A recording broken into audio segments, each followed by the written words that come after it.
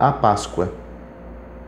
Ali sacrificarás a Páscoa, ao pôr do sol, ao tempo determinado da tua saída do Egito. Deuteronômio, capítulo 16, versículo 6. Cristo, nossa Páscoa, foi sacrificado por nós, pelo que façamos festa.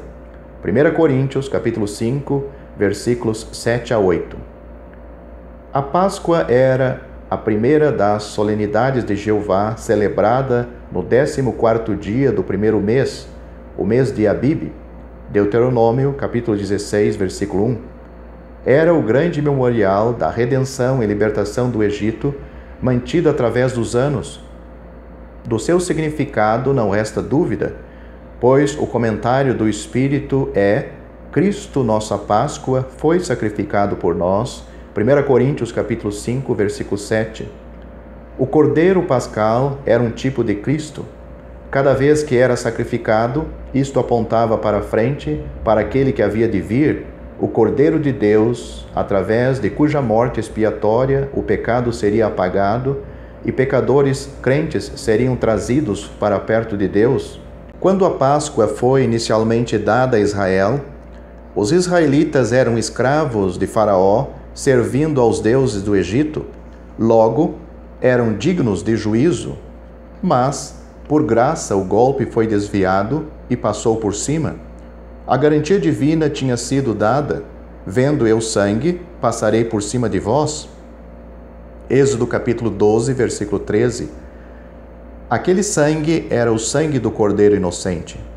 O golpe caiu sobre uma vítima sem mancha e o cordeiro morreu para que eles pudessem viver. O sangue apropriado, espargido nas vergas e nos umbrais da porta, garantiu imunidade contra a morte, e a palavra de Jeová lhes deu certeza e segurança. O sangue do cordeiro era, dessa forma, a base da nova relação com Jeová na qualidade de seu povo. O sangue era a base de tudo. O dia em que ele foi vertido e espargido marcou o começo da sua história como o povo redimido de Jeová. Era o dia do seu nascimento com uma nova nação separada. Seus dias e meses eram contados, o seu calendário sagrado inteiramente renovado a partir daquele dia. Êxodo, capítulo 12, versículo 1. Isso mostra como a redenção e a regeneração estão ligadas na mente de Deus. Confiar no sangue de Cristo é nascer de novo. Os primeiros 6 meses que já haviam se passado no ano foram desconsiderados para dar lugar ao novo começo. Do ponto de vista das dispensações, isto pode se referir ao período da provação do homem, desde a queda de Adão até a morte de Cristo. Individualmente mostra que no novo nascimento o crente deixa de ser considerado um filho de Adão, um pecador caído, e passa a ser nova criação, a viver em novidade de vida. As coisas velhas já passaram. Sim, o velho homem foi crucificado e sepultado com Cristo.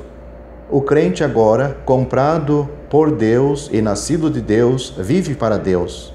Não mais servindo ao pecado, ao mundo e a Satanás.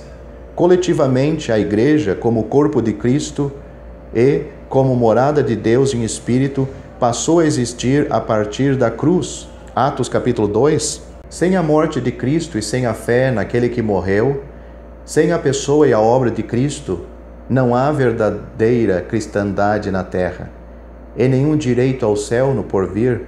A redenção pelo sangue é o alicerce de tudo. A cruz, o ponto de partida para o trono. O sangue do Cordeiro é a única garantia de alcançarmos a glória de Deus. Assim Jeová ordenou que a grande festa da redenção fosse celebrada ano após ano. Êxodo capítulo 13, versículo 10. Através das gerações, imediatamente após ultrapassarem o limiar do seu ano novo, eles deveriam celebrar a festa pascal, e isso deveria continuar até depois da sua chegada à terra prometida e de se haverem apossado da herança além do Jordão. Veja Josué, capítulo 5, versículo 10 e Deuteronômio, capítulo 16. Quando as gerações futuras perguntassem sobre o significado Eles deveriam contar a história da sua redenção. Êxodo capítulo 12, versículos 24 a 27. Há muitos detalhes preciosos a respeito da Páscoa, em cuja meditação se deleitam os nossos corações e que neste momento não precisaremos mais do que mencionar. A escolha do cordeiro, que foi guardado até ao 14º dia, a maneira e o momento da sua morte, o uso feito do seu sangue, tudo isso tem o seu antitipo na pessoa e na obra de Cristo. Devemos notar que o aspecto apresentado em Levítico capítulo 23 não é o mesmo de Êxodo capítulo 12. Ali, o sangue foi espargido e a carne do cordeiro assado no fogo, comido em meio ao juízo. O clamor de angústia se ouvia por toda parte. Era a hora do castigo divino.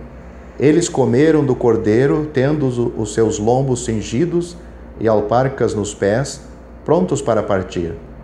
A Páscoa estava ligado com a sua salvação e separação para Deus. Já em Levítico capítulo 23, trata-se de uma festa de Jeová para ser celebrada na paz do seu descanso na herança em Canaã. O lugar que o Senhor escolhera para ali pôr o seu nome, enquanto o cheiro suave das ofertas subiam do altar de Jeová até diante do seu trono. A festa de Jeová era uma expressão do seu próprio prazer no evento do qual este era uma sombra.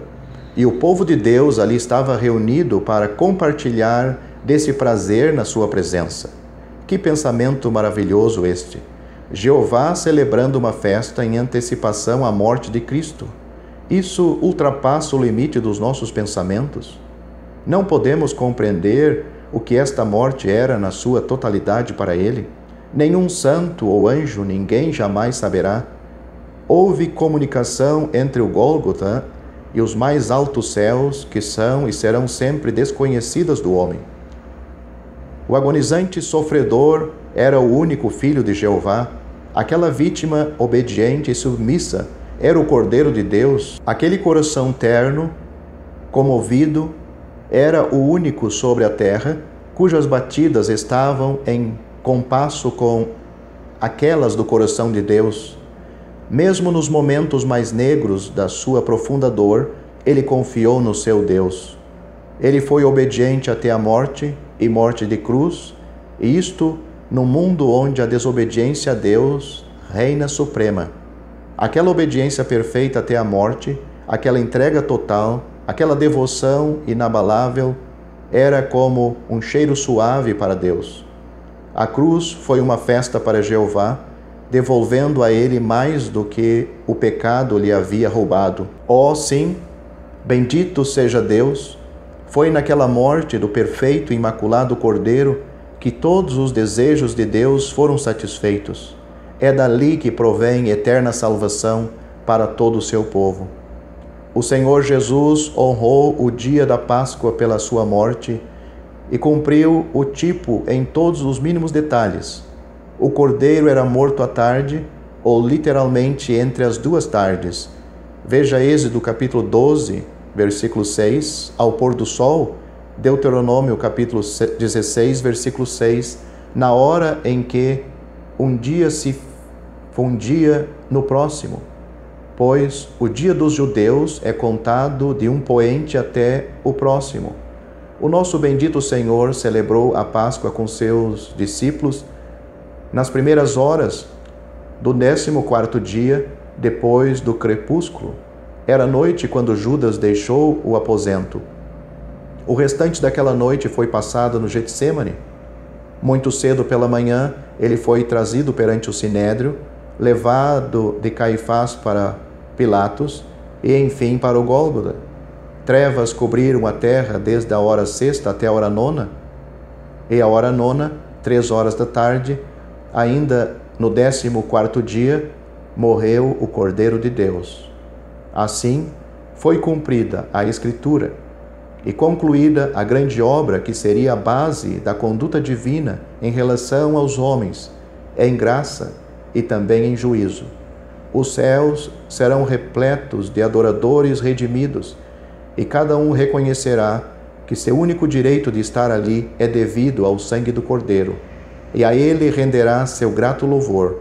Ao mesmo tempo, multidões de perdidos no inferno, que ouviram, mas desprezaram a redenção providenciada, serão obrigados a reconhecer e a sentir que o maior de todos os seus pecados, a medida mais exata da sua culpa sobre a terra, foi a sua rejeição do Filho de Deus e o fato de haverem desprezado o sangue expiador do Cordeiro de Deus, que tira o pecado do mundo.